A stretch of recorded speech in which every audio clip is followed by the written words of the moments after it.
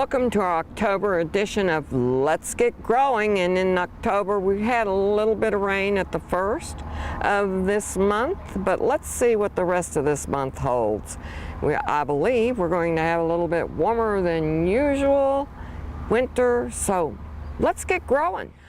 Now in October we're still going to be mowing once a week and not bagging it. If you do bag it, remember that goes into the compost pile because we need some green material to kick that compost pile off. So mow once a week.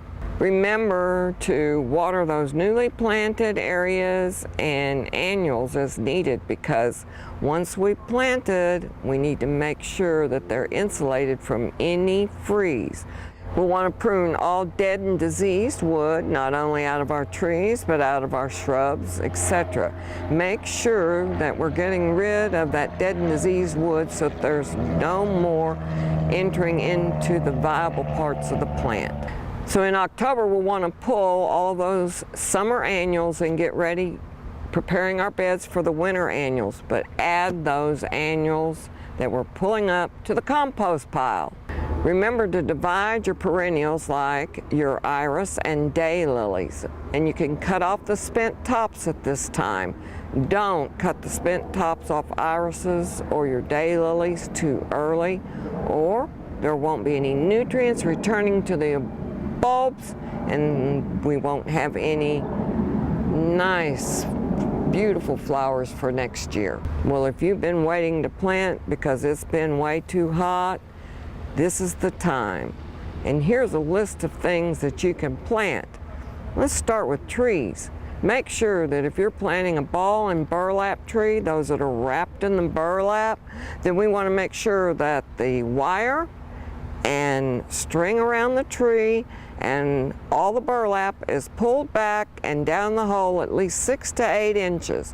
The soil that comes out of the hole is the soil that goes back into the hole. Do not amend the soil for trees. Shrubs, we can plant those, but let's be careful. We can amend the soil for shrubs because their root system can be contained. So before you plant, prepare your beds. Expanded shale will make it a much better environment. So there's some selected vegetables that you could grow at this time, and a lot of them say October 1st through October 15th, and they include garlic and parsley, English peas, the potted peas, you know, those green peas that will not grow during the summer. So rutabaga, spinach, and turnips. If you're planting spinach, do a little short row a week and one every week so that you don't have all your spinach coming up and ready at the same time. As we're adding all these spent annuals and grass mulch to the compost pile, remember to add those fallen leaves because it takes green, brown, all of those materials to make great compost to feed your plants for next year. And remember, feed the birds. Today we're going to take this planted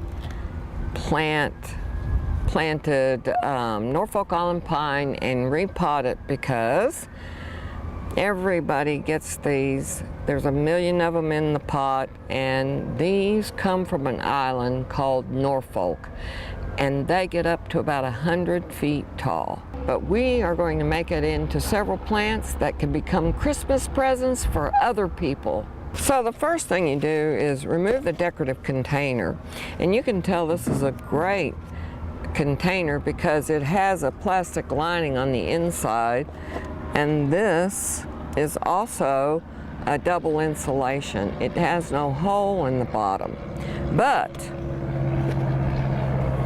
that makes sure that we don't get soil or water, on our furniture. But if you look inside, we have a container that has holes in the bottom. We never plant in anything that does not have a hole in the bottom. We're going to gently manipulate the pot, and as you can see now, it'll fall right out. Okay, this is not going to be so gentle.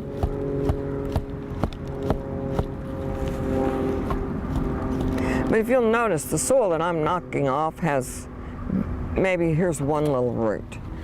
But we've allowed it to become dislodged from the general population.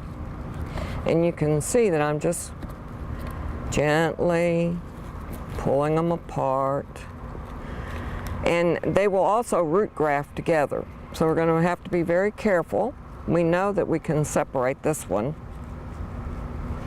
And look at this. Oh my goodness.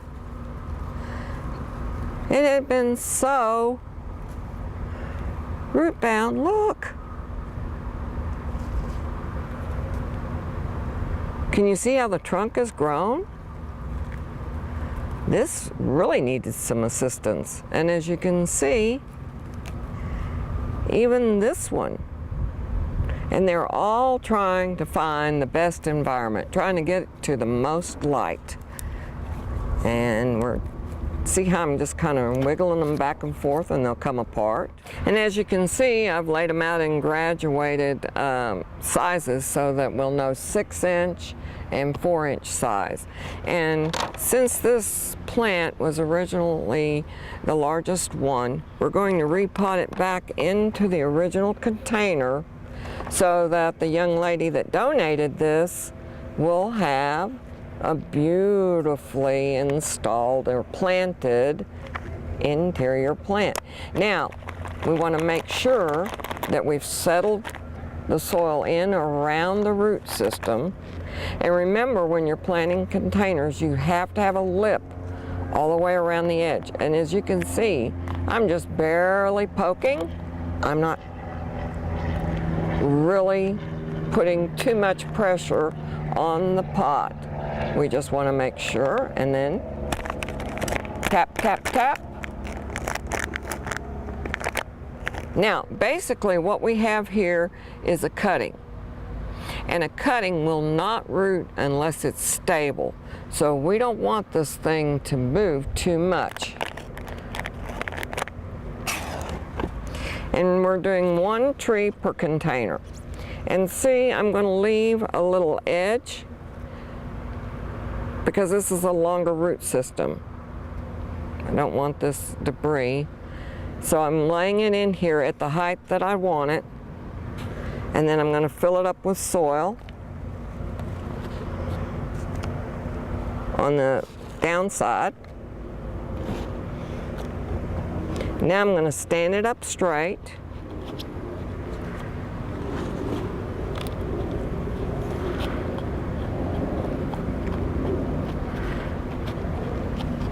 And adjust the soil properly. Now we're getting down, because of the size of the top of the plant, we need to move to a 4-inch container. If you can see, these are white. And remember, we talked about roots don't like to grow to white or clear. They'll grow away from the edge, so because they don't grow to the light. So now we're going to use the interior is dark, so we'll get a lot of root growth, but the outside is white, which makes the tree pop. Once again, a little bit of soil in the bottom. We add our tree. We add soil.